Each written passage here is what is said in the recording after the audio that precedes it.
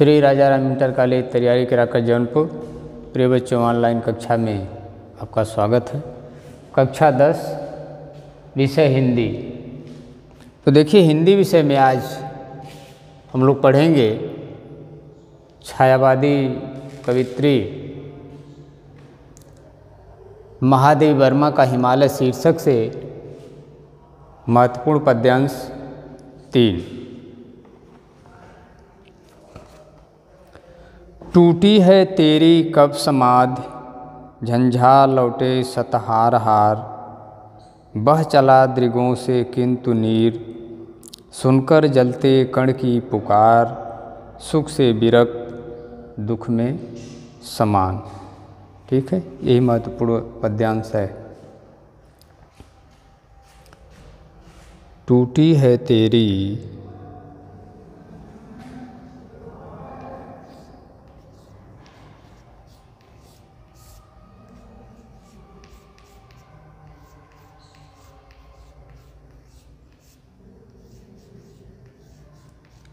कब समाधि,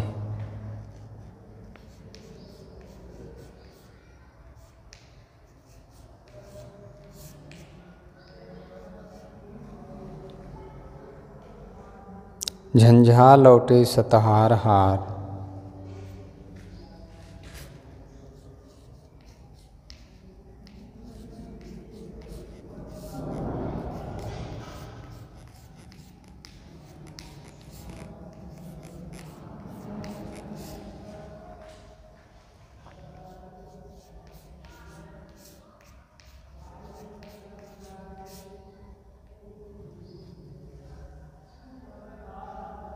बह चला दृगों से किंतु नीर,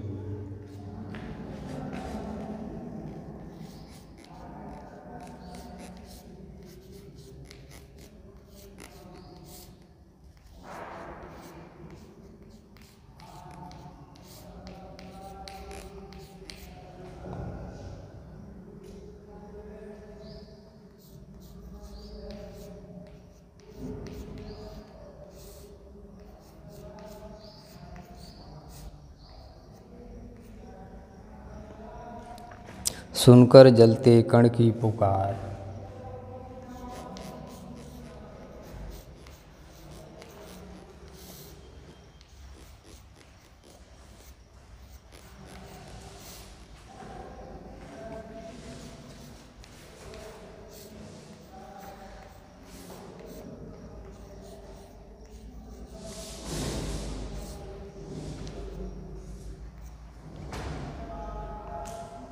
सुख से विरक्त दुख में समान।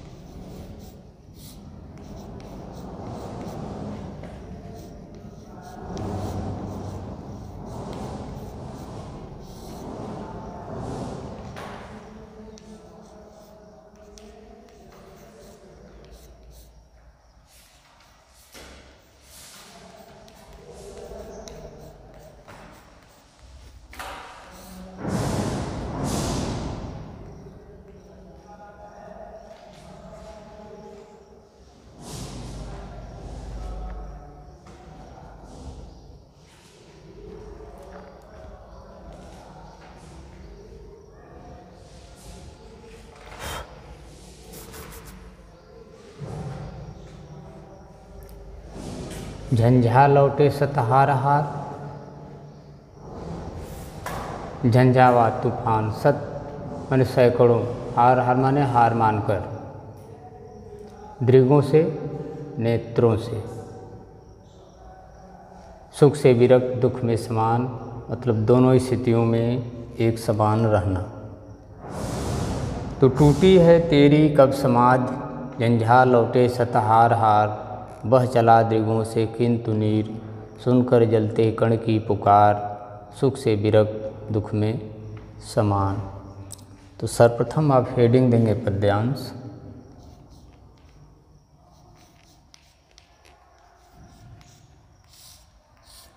पद्यांश में लिखेंगे शुरू का 2 शब्द,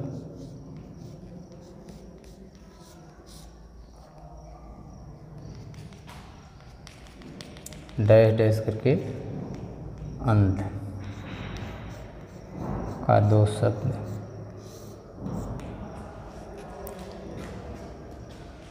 फिर हेडिंग देंगे संदर्भ।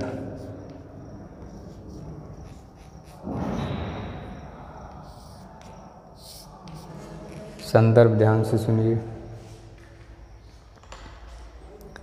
प्रस्तुत पद्यांश हमारी पाठ्यपुस्तक हिंदी काव्यखंड के हिमालय से नामक शीर्षक से लिया गया है।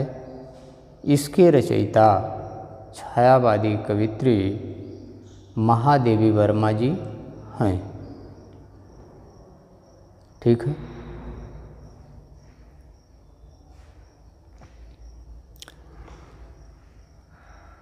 संदर्भ एक बार फिर ध्यान से सुनिए। प्रस्तुत पद्यांश हमारी पाठ्यपुस्तक हिंदी काव्यखंड के हिमालय से नामक शीर्षक से लिया गया है। इसके रचयिता छायावादी कवित्री महादेवी वर्मा जी हैं। प्रसंग हेडिंग देंगे। संदर्भ के बाद प्रसंग हेडिंग देंगे। प्रसंग को ध्यान से सुनिए। इस पद्य में हिमालय की दृढ़ता तथा उसकी कोमलता का वर्णन किया गया है। इस पद्य में हिमालय की दृढ़ता तथा उसकी कोमलता का वर्णन किया गया है। प्रसंग के बाद व्याख्या हेडिंग देंगे।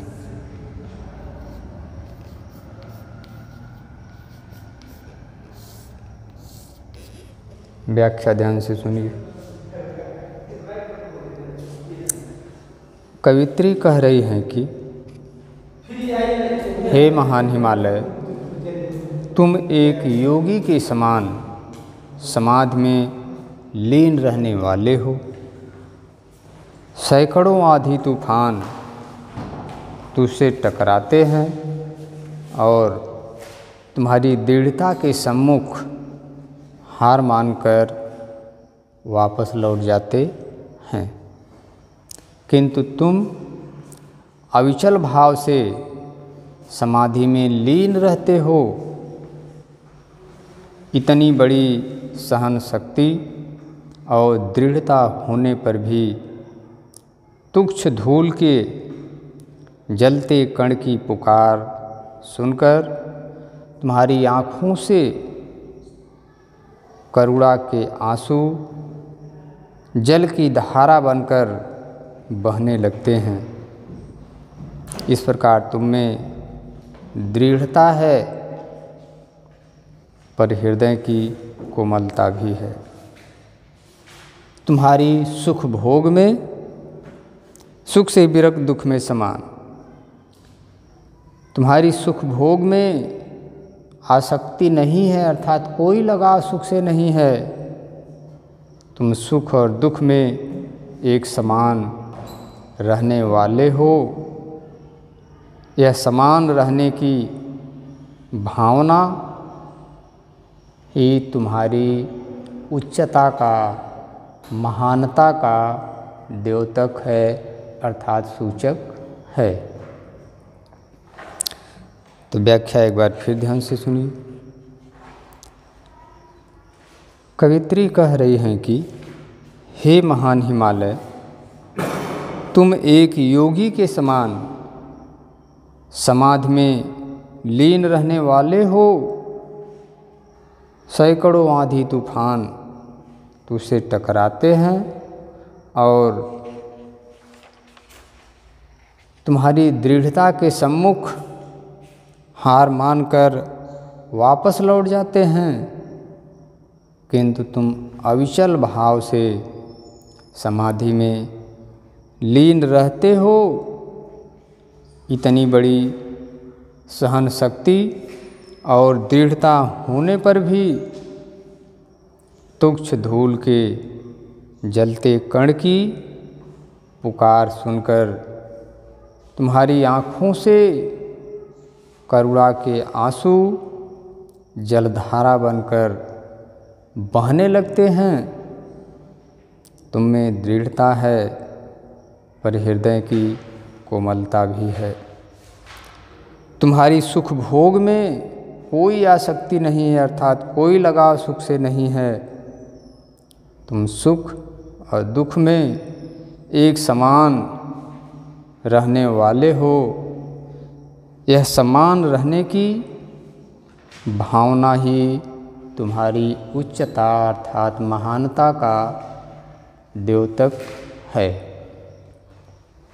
ठीक है। व्याख्या के बाद हेडिंग देंगे काव्यगत सौंदर्य।